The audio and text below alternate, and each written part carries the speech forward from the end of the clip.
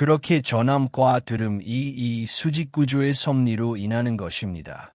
이 안에서는 남자와 여자가 구분이 됩니다. 그러나 육체적 성별로서의 구분이 아니라 역시 영적 구분입니다.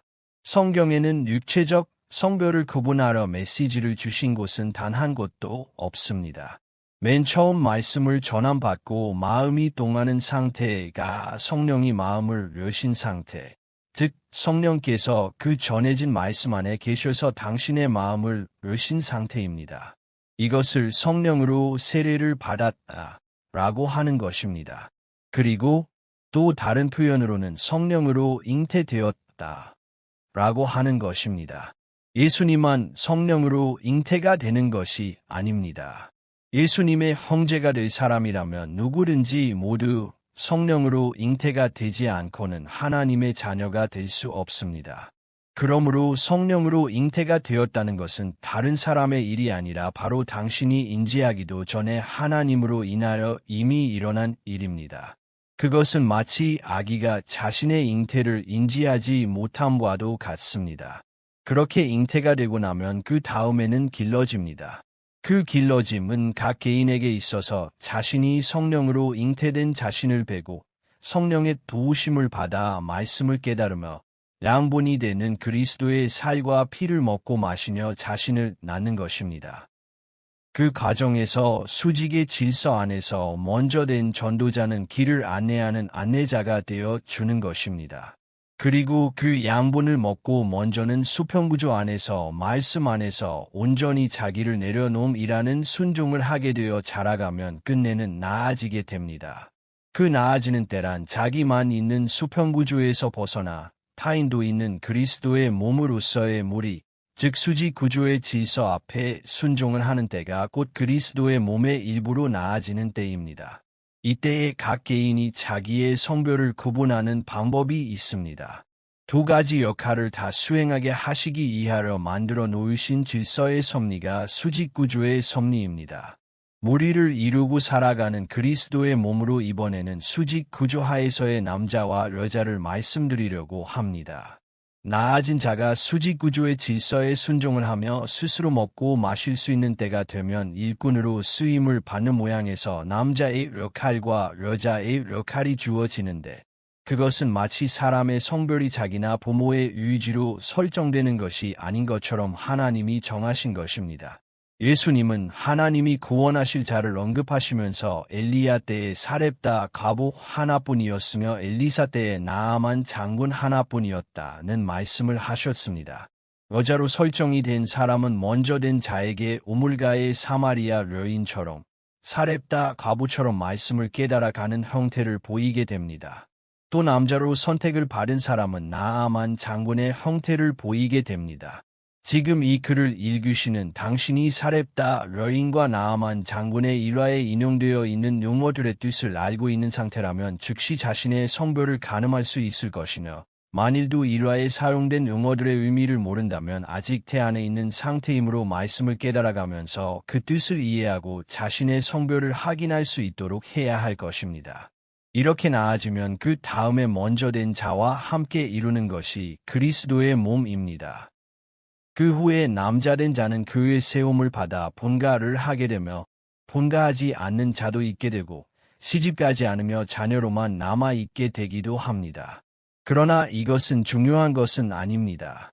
또한 이에 대한 질서의 역할과 행동 요령의 가르침은 레위기에 모두 명시되어 있으므로 그 법칙을 따라 행하면 되는 것입니다. 문제는 잉태는 되었으나 나지 못하고 죽는 경우입니다. 여러분은 이것을 주의해야 합니다. 전도서는 이에 대하여 애써 길을 가다가 다 가지 못하고 중도에서 경주를 포기하는 자보다는 차라리 낙태된 자가 낫다고 말합니다. 낙태된 자는 잉태는 되었지만 나아지지는 못한 자입니다. 하나님이 모으셨다고 다 나아지는 것은 아닙니다. 하나님이 모으셨다는 말은 잉태되게 하셨다, 기회가 주어졌다는 것 이상의 의미는 없습니다. 그 수직과 수평의 섭리 중에서 하나님과 사람 사이에서는 누구든지 위로는 수직구조에 순복하는 마음을 잃지 않도록 해야 하며 아래로는 수평구조를 유지해야 한다는 마음을 잃지 않도록 해야 합니다. 그리고 사람과 사람 사이에서는 어느 한쪽으로도 치우치지 말아야 하는 것입니다. 왼쪽으로 치우치면 수직구조를 강조하고 자기를 높이게 되고, 오른쪽으로 치우쳐 공평의 원리만을 강조하면 하나님이 세우신 질서를 무시하는 것으로 세상을 사는 동안은 불러내어 만나게 하시고 무리를 이루게 하신 하나님의 섭리에서 벗어나게 됩니다. 그래서 무리에게서 나뉘는 자는 악을 향하는 마음을 가지고 있는 것이라는 단정적인 가르침을 주시는 것입니다.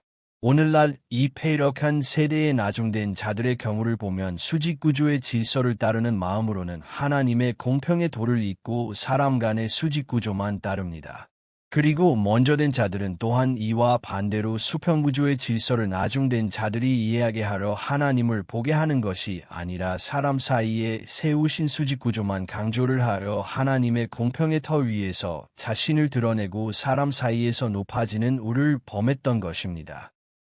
그래서 하나님은 역시 공평의 원리를 따라 먼저 되었으나 어그러진 길로 가서 나중된 자들에게 해를 끼친 그 공의 관장자들을 피하시는 것입니다.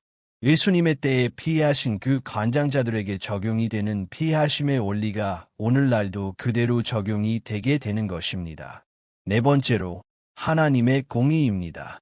근본적으로 세상과 사람을 만드시고 세상에 죄가 있게 된 책임, 그 죄의 근본에 있는 죄가 있게 한 원인 제공은 하나님이 하신 것입니다.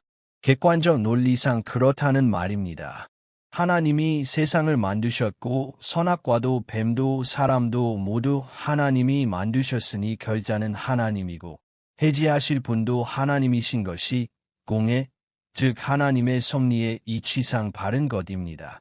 또한 먹으면 정령 죽으리라 하셨는데 그것을 취소하고 다시 살게 하시려면 그 법을 낸 자신이 먼저 그 법을 지켜야 합니다. 그것이 공평입니다. 하나님이 자식을 만드시고 먹으면 죽는다라고 왕이 법을 냈습니다. 그 자식이 먹어 버렸습니다. 그러니 죽일 수 없어서 자신의 한 눈, 즉 죽으리라 한 것을 취소하고 자신의 한 눈을 빼신 것이 바로 예수님이 십자가에 달리신 것이며 나머지 한 눈, 즉 법을 주시고 사람에게 그 법을 지키게 하는 고통을 부여합니다. 그것이 자식의 눈을 빼는 것입니다. 그러면 반드시 죽으리라 한 법이 취소된 상태에 들게 되어 죽지 않고 살 수 있게 되는 것입니다. 우리의 그 한 눈을 빼는 것이 우리가 자기를 부인하고 자기 십자가를 지고 가는 것입니다.